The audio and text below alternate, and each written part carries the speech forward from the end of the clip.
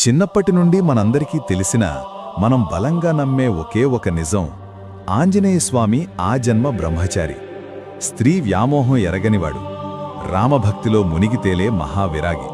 కాని మీరెప్పుడైనా తెలంగాణలోని ఖమ్మం జిల్లాలో ఉన్న సువర్చల సమేత ఆంజనేయస్వామి గుడి గురించి విన్నారా? అవును, మీరు వింటున్నది అక్షరాలా నిజం. హనుమంతుడికి భార్య ఉంది. ఆవిడ పేరే సువర్చలాదేవి. అక్కడితో ఈ ఆశ్చర్యం అయిపోలేదు. రామ-రావణ యుద్ధ సమయంలో అహిరావణుడిని సంహరించడానికి హనుమంతుడు పాతాళలోకానికి వెళ్ళినప్పుడు అక్కడ పాతాళ ద్వారపాలకుడిగా ఉన్న ఒక మహావీరుడు హనుమంతుడికి ఎదురుగా నిలబడి ఒక మాటంటాడు. నా పేరు మకరధ్వజుడు, నేను సాక్షాత్తు ఆ మహావీరుడైన ఆంజనేయ స్వామి పుత్రుడిని అని గర్జించాడు. ఇక్కడే మనందరి మెదళ్లలో ఒక పెద్ద సందేహం మొదలవుతుంది. కలలో కూడా స్త్రీని తలవని ఆ మహాబ్రహ్మచారికి అసలు పెళ్లి ఎలా జరిగింది? స్త్రీ సాంగత్యమే లేని హనుమంతుడికి కొడుకు ఎలా పుట్టాడు? ఆ జన్మ బ్రహ్మచారి కదా అని మనం మొక్కుకుంటుంటే ఈ భార్యాపిల్లలెక్కడి నుండి వచ్చారు? అసలు నిజంగానే హనుమంతుడికి భార్య ఉందా? ఉంటే ఈ నిజాలు వాల్మీకి రామాయణంలో ఎందుకు వివరంగా లేవు? ఎందుకు మన పండితులు, పురాణ కథకులు ఈ విషయాలను ఎక్కువగా బయటకు చెప్పలేదు? పరాశర సంహిత చెబుతున్న ఆ అద్భుతమైన, ఎవరికీ తెలియని రహస్యాలు ఏవిటి? ఈ ప్రశ్నలు మీలో కూడా ఎప్పుడో ఒకసారి మెదిలే ఉంటాయి కదా. ఈరోజు ఆ భ్రమలన్నింటినీ పటాపంచలు చేస్తూ చరిత్ర పుటల్లో మరుగున పడిపోయిన హనుమంతుడి కుటుంబ జీవితం గురించి, భార్యా కొడుకుల వెనక ఉన్న అసలు తెలుసుకుందాం. ఈ కథ మీ రోమాలు నిక్కబొడుచుకునేలా చేస్తుంది. దయచేసి ఎక్కడా స్కిప్ చేయకండి. ఎందుకంటే ఈరోజు మీరు తెలుసుకోబోయే నిజాలు మీకు ఎవరూ చెప్పని మహా అద్భుతాలు. ఇక ఏమాత్రం ఆలస్యం చేయకుండా ఈ మహారహస్యంలోకి ప్రవేశిద్దాం. హనుమంతుడనగానే మనకు గుర్తొచ్చేది ఆయన బలం, ఆయన భక్తి. కాని ఆయనకంటూ ఒక ప్రత్యేకమైన లక్ష్యం ఉంది. అదే జ్ఞాన సముపార్జన. అంతులేని బలం ఉన్నా దానికి తగ్గ బుద్ధిబలం, విజ్ఞానం లేకపోతే ఆ బలం వృధా అని హనుమంతుడికి తెలుసు. అందుకే తన విద్యాభ్యాసం కోసం సాక్షాత్తు ఆ సూర్య భగవానుణ్ణే తన గురువుగా ఎంచుకున్నాడు హనుమంతుడు. సూర్యుడు సమస్త లోకాలకు వెలుగునిచ్చేవాడు, కర్మసాక్షి, అనంతమైన జ్ఞాన భాండాగారం. సూర్యుడి దగ్గర శిష్యరికం చేయడమంటే మామూలు విషయం కాదు. ఎందుకంటే సూర్యుడు ఒకచోట కూర్చొని పాఠాలు చెప్పడు. ఆయన రథం ఎప్పుడూ ఆగకుండా అనంతమైన వేగంతో లోకాలన్నీ తిరుగుతూనే ఉంటుంది. మరి ఆయన దగ్గర విద్య ఎలా నేర్చుకోవాలి? ఇక్కడే హనుమంతుడు తన అద్భుతమైన మేధస్సును, బలాన్ని ఉపయోగించాడు. సూర్యుడి రథం ముందుకు వెళ్తుంటే ఆ రథం వేగానికి సమానమైన వేగంతో సూర్యుడికి ఎదురుగా నిలబడి, అనగా వెనక్కి నడుస్తూ రివర్స్ ఫ్లయింగ్ విద్యాభ్యాసం మొదలుపెట్టాడు. ఇది ఎంత కష్టమో ఊహించండి. ఒకవైపు కళ్ళు చెదిరే సూర్య తేజస్సు, మరోవైపు అంతరిక్షంలో వెనక్కి ప్రయాణించే వేగం, ఇంకోవైపు గురువు చెబుతున్న వేదమంత్రాలను ఏకాగ్రతతో వినడం. ఇలా ఎన్నో సంవత్సరాల పాటు ఏమాత్రం అలసట లేకుండా 4 వేదాలను, ఉపనిషత్తులను, 6 శాస్త్రాలను, 18 పురాణాలను ఆపోసన పట్టాడు మన మారుతి.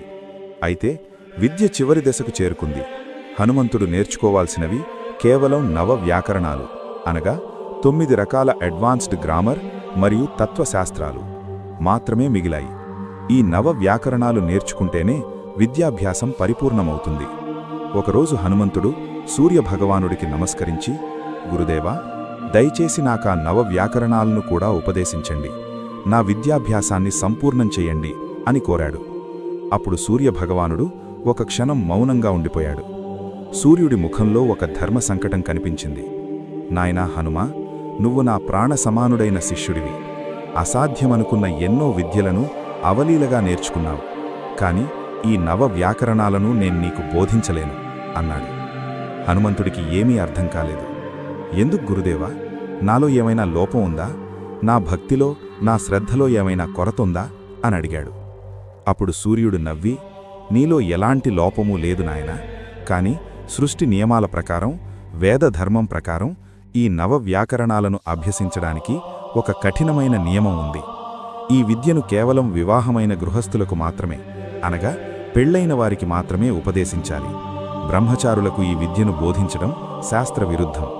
నువ్వు ఆజన్మ బ్రహ్మచారివి కాబట్టి ఈ విద్య నీకు నేను చెప్పలేను అని తేల్చి చెప్పాడు. హనుమంతుడికి గుండె ఆగినంత పనైంది. ఒకవైపు తన ప్రాణంగా భావించే ఆజన్మ బ్రహ్మచర్య వ్రతం, మరోవైపు తన జీవిత లక్ష్యమైన విద్యా పరిపూర్ణత. బ్రహ్మచర్యం విడిచిపెట్టి పెళ్లి చేసుకోవడం అతనికిష్టం లేదు. అలాగని సగం నేర్చుకున్న విద్యతో వెనుదిరగడం ఒక మహావీరుడికి, ఒక గొప్ప జ్ఞాన పిపాసికి ఏమాత్రం ఇష్టం లేదు. అప్పుడు హనుమంతుడు సూర్యుడి పాదాలపై పడి, గురుదేవా, నా జీవితం శ్రీరామచంద్రుడి సేవకే అంకితం. నేను పెళ్లి చేసుకోలేను. అలాగని ఈ విద్య నేర్చుకోకుండా మీ పాదాల దగ్గర్నుండి వెళ్లలేను. మీరే నాకేదైనా దారి చూపాలి అని ప్రార్థించాడు. సూర్యభగవానుడు తన దివ్య దృష్టితో భవిష్యత్తును చూశాడు. రాబోయే రామాయణ యుద్ధంలో, రామకార్యంలో హనుమంతుడు పోషించాల్సిన పాత్రకు అతనికి ఈ నవ వ్యాకరణాల జ్ఞానం అత్యంత ఆవశ్యకం అని సూర్యుడికి తెలుసు. ధర్మం నెగ్గాలంటే హనుమంతుడు సంపూర్ణ జ్ఞాని కావాలి. నియమం ప్రకారం హనుమంతుడికి పెళ్లి జరగాలి. కాని హనుమంతుడి బ్రహ్మచర్య దీక్ష కూడా భగ్నం కాకూడదు. సూర్యభగవానుడు ఒకవైపు తన శిష్యుడైన హనుమంతుని ధర్మనిరతిని చూసి మురిసిపోయాడు. తన విద్య పూర్తి కావాలని ఎంత తపనుందో తన బ్రహ్మచర్య వ్రతం మీద కూడా అంతే నిబద్ధత ఉంది. అప్పుడు సూర్యుడు చిరునవ్వు నవ్వి, హనుమా, ఆందోళన చెందకు. నీ విద్యాభ్యాసానికి ఎలాంటి ఆటంకం కలగదు. అలాగని నీ బ్రహ్మచర్య వ్రతానికి ఎలాంటి భంగం వాటిల్లదు. ఈ సృష్టిలో ధర్మాన్ని నిలబెట్టడానికి అప్పుడప్పుడు కొన్ని మినహాయింపులు సృష్టించబడతాయి. నీకోసం నేనొక అద్భుతాన్ని సృష్టిస్తాను అన్నాడు. హనుమంతుడు ఆశ్చర్యంగా చూస్తుండగానే సూర్యభగవానుడు తన దేహం నుండి అత్యంత ప్రకాశవంతమైన, స్వచ్ఛమైన ఒక దివ్యమైన కిరణాన్ని, తేజస్సును బయటకు తీశాడు. ఆ కిరణం ఒక మహా అద్భుతమైన, వర్ణించడానికి వీలుకాని సౌందర్యం కలిగిన ఒక దివ్యమైన స్త్రీ రూపంగా మారింది. ఆమె సువర్చలాదేవి. ఆమె తల్లి గర్భం నుండి పుట్టలేదు కాబట్టి ఆమెను అయోనిజ అంటారు. సూర్యుని వర్చస్సు, తేజస్సు నుండి ఉద్భవించింది కాబట్టి ఆమెకు సువర్చల అని పేరు పెట్టాడు సూర్యభగవానుడు. సూర్యుడు హనుమంతుడితో ఇలా అన్నాడు, నాయనా హనుమ, ఈ సువర్చల నా తేజస్సు నుండి పుట్టిన నా పుత్రిక. ఈమె అత్యంత పవిత్రురాలు, జ్ఞానస్వరూపిణి. ఈమెను నువ్వు వివాహం చేసుకో. ఈ వివాహం కేవలం లోక కళ్యాణం కోసం, నీ విద్యాప్రాప్తి కోసం మాత్రమే జరుగుతోంది. ఈ పెళ్లి వల్ల నీ బ్రహ్మచర్యానికి ఎటువంటి దోషమంటదు అని మాటిచ్చాడు. ఇక్కడ మనం ఒక లాజిక్ అర్థం చేసుకోవాలి. అసలు పెళ్లి చేసుకుంటే బ్రహ్మచారి ఎలా అవుతాడు? మన పురాణాల ప్రకారం బ్రహ్మచర్యమంటే కేవలం పెళ్లి చేసుకోకుండా ఉండటం కాదు, మనస్సును, ఇంద్రియాలను అదుపులో ఉంచుకుని ఎల్లప్పుడూ బ్రహ్మధ్యానంలో లేదా ఒక ఉన్నతమైన లక్ష్యం కోసం జీవించడాన్ని బ్రహ్మచర్యమంటారు. సూర్యభగవానుడు హనుమంతుడికి ఇదే విషయాన్ని స్పష్టం చేశాడు. ఈ వివాహమనేది ఒక పవిత్రమైన యజ్ఞం లాంటిది. ఇది కామం, మన శారీరక కోరిక కోసం కాదు, ధర్మం మరియు జ్ఞానం కోసం జరుగుతున్న వివాహం. వివాహం జరిగిన వెంటనే నువ్వు నవ వ్యాకరణాలు నేర్చుకోవడానికి అర్హుడవవుతావు. ఆ వెంటనే సువర్చలాదేవి తన జీవితాన్ని తపస్సుకు అంకితం చేస్తుంది. మీరు సాధారణ భార్యాభర్తల్లాగా సంసార జీవితం గడపరు. కాబట్టి నువ్వు ఎప్పటికీ ఆజన్మ బ్రహ్మచారిగానే, నైష్టిక బ్రహ్మచారిగానే కీర్తించబడతావు అని వివరించాడు. సూర్యభగవానుడి మాటలను శిరసావహించి గురుభక్తితో హనుమంతుడు సువర్చలాదేవిని వివాహం చేసుకోవడానికి అంగీకరించాడు. దేవతలందరూ ఆకాశం నుండి పూలవాన కురిపించగా, బ్రహ్మాది దేవతల సాక్షిగా జ్యేష్ఠశుద్ధ దశమి రోజున, లేదా కొన్ని పురాణాల ప్రకారం హనుమంతుడికి సువర్చలాదేవికి అత్యంత వైభవంగా వివాహం జరిగింది. పెళ్లి జరిగిన వెంటనే సృష్టి నియమం ప్రకారం హనుమంతుడు గృహస్థుడిగా మారాడు. వెంటనే సూర్యభగవానుడు మిగిలి ఉన్న నవ వ్యాకరణాలను, తత్వశాస్త్రాలను తన అల్లుడైన హనుమంతుడికి ఉపదేశించాడు. అలా హనుమంతుని విద్యాభ్యాసం పరిపూర్ణమైంది. ఈ సృష్టిలో సాటిలేని మహాజ్ఞానిగా, పండితుడిగా హనుమంతుడు అవతరించాడు. అయితే పెళ్లి తర్వాత సువర్చలాదేవి ఏమైంది? సూర్యుడు చెప్పినట్లుగానే విద్యాభ్యాసం పూర్తయిన వెంటనే సువర్చలాదేవి తిరిగి తన తండ్రి దగ్గరే ఉండిపోయి మహా తపస్సుకు ఉపక్రమించింది. ఆమె తన భర్త అయిన ఆంజనేయుణ్ణి ఒక భర్తగా కాకుండా ఒక దైవంగా భావించి నిరంతరం ఆయన ధ్యానంలో గడిపింది. హనుమంతుడు తన జీవితాన్ని శ్రీరాముడి సేవకే అంకితం చేసి తన రామకార్యంలో మునిగిపోయాడు. అందుకే హనుమంతుడు పెళ్లి చేసుకున్నా సరే స్త్రీ సాంగత్యం లేనివాడు కాబట్టి ఆయన్ను నేటికీ మనం బాలబ్రహ్మచారి అని, మహావిరాగి అని పూజిస్తున్నాం. పరాశర మహర్షి రచించిన పరాశర సంహితలో ఈ సువర్చల ఆంజనేయ వివాహఘట్టం చాలా స్పష్టంగా లిఖించబడి ఉంది. ఖమ్మం జిల్లాలో ఉన్న సువర్చలా సమేత ఆంజనేయ స్వామి గుడిలో ఈ జంటను దర్శించుకుంటే భార్యాభర్తల మధ్య ఉన్న గొడవలు తొలగిపోయి కుటుంబంలో ప్రశాంతత నెలకొల్తుందని భక్తుల నమ్మకం. సువర్చలాదేవితో వివాహం కేవలం జ్ఞాన సముపార్జన కోసమే జరిగిందని, ఆ తరువాత ఆమె తపస్సుకు వెళ్ళిపోయిందని తెలుసుకున్నాం. ఇద్దరి మధ్య ఎలాంటి భౌతిక సంబంధం లేదు. అయినా సరే హనుమంతుడికి కొడుకు ఎలా జన్మించాడు? ఈ ప్రశ్నకు సమాధానం దొరకాలంటే మనం నేరుగా రామాయణంలోని సుందరకాండకు వెళ్ళాలి. సీతమ్మ వారి జాడ వెతుక్కుంటూ లంకానగరానికి చేరుకున్నాడు హనుమంతుడు. అక్కడ రావణాసురుడి సైన్యాన్ని గడగడలాడించి అశోకవనాన్ని ధ్వంసం చేశాడు. అప్పుడు రావణుడి సైన్యం హనుమంతుణ్ణి బంధించి ఆయన తోకకు నిప్పు పడతారు. ఆ నిప్పుతోనే హనుమంతుడు లంకా దహనం చేస్తాడు. లంక మొత్తం భగభగ మండుతున్న మంటల్లో కాలి బూడిదవుతుంది. ఆ మంటల వేడికి లంక అంతా ఎగిరి దూకడం వల్ల కలిగిన అలసట కారణంగా హనుమంతుడి శరీరం అత్యంత వేడెక్కుతుంది. లంకాదహనం పూర్తయిన తరువాత తన తోకకు ఉన్న మంటను ఆర్పడం కోసం హనుమంతుడు నేరుగా సముద్రం దగ్గరకు వెళ్లి సముద్రపు నీటిలో తన తోకను ముంచుతాడు. ఆ సమయంలో ఆయన శరీరం నుండి సరిగ్గా ఆయన నుదుటి మీద నుండి ఒకే ఒక్క స్వేద బిందువు అంటే చెమట చుక్క జారి సముద్రంలో పడుతుంది. సాక్షాత్తు ఆ రుద్రాంశ సంభూతుడు వజ్రదేహుడు అయిన హనుమంతుడి శరీరంలో పుట్టిన చెమట చుక్క అంటే అది మామూలు నీటి బొట్టు కాదు. అందులో హనుమంతుడి అనంతమైన ప్రాణశక్తి, వీరత్వం దాగి ఉన్నాయి. సరిగ్గా ఆ చెమట చుక్క సముద్రంలో పడే సమయానికి ఆ నీటి అడుగున మకరం అనే ఒక భారీ జలచరం, అంటే కొన్ని పురాణాల ప్రకారం ఇది ఒక పెద్ద చేప లేదా మొసలి లాంటి జీవి, నోరు తెరుచుకుని ఆహారం కోసం వెతుకుతూ ఉంటుంది.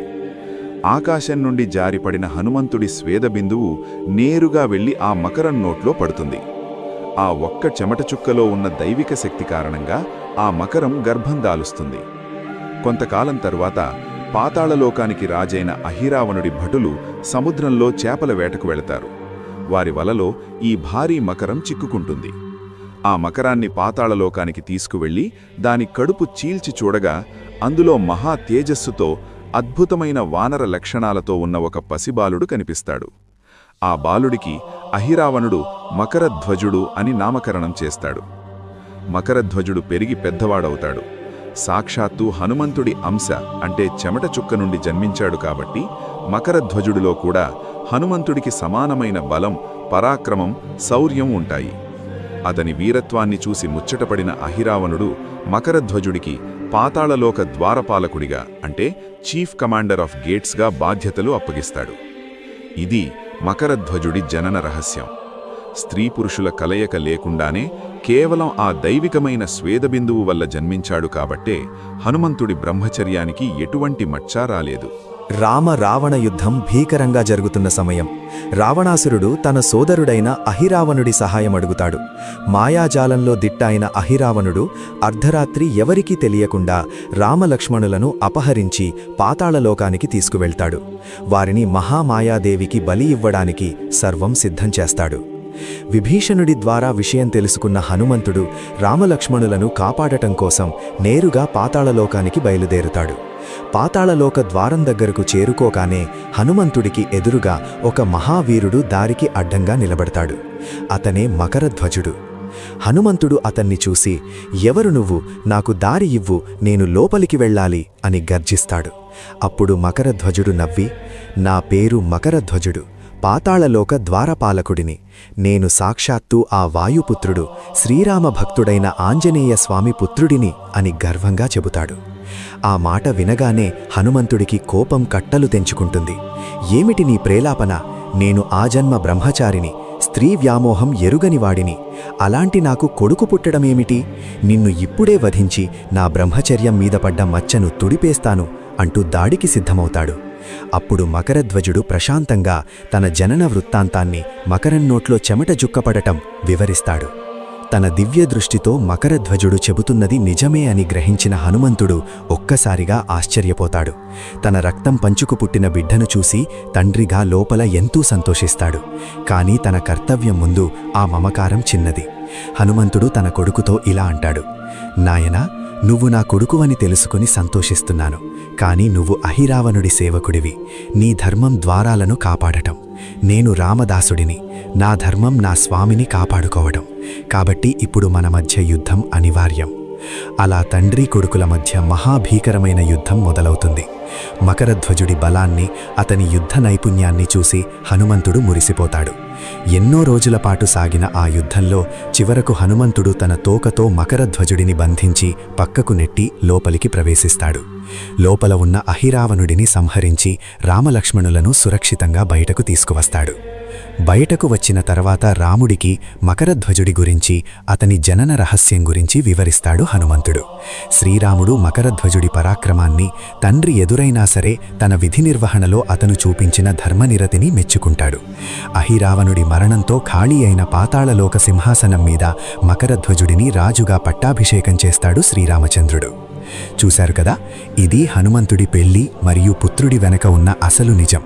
సువర్చలాదేవిని పెళ్లి చేసుకుంది కేవలం లోక కళ్యాణం మరియు విద్యా ప్రాప్తి కోసం. అలాగే మకరధ్వజుడు పుట్టింది భౌతిక కలయిక వల్ల కాదు, కేవలం ఒక స్వేద బిందువు వల్ల. కాబట్టి మన హనుమంతుడు ఎప్పటికీ ఆజన్మ బ్రహ్మచారే, రామనామస్మరణలో మునిగిపోయే మహావిరాగి. సృష్టిలో దేవుడు చేసే ప్రతి పని వెనక ఒక ధర్మం, ఒక నిగూఢమైన కారణం దాగి ఉంటాయి అనడానికి హనుమంతుని జీవితమే ఒక గొప్ప ఉదాహరణ. ఈ వీడియో మీకు నచ్చితే దయచేసి లైక్ చేయండి, మీ మిత్రులకు షేర్ చేయండి. ఇలాంటి మరెన్నో ఆసక్తికరమైన, ఎవరికీ తెలియని రహస్యాల కోసం మన ఛానల్ని సబ్స్క్రైబ్ చేసుకోండి. జై శ్రీరామ్, జై హనుమాన్.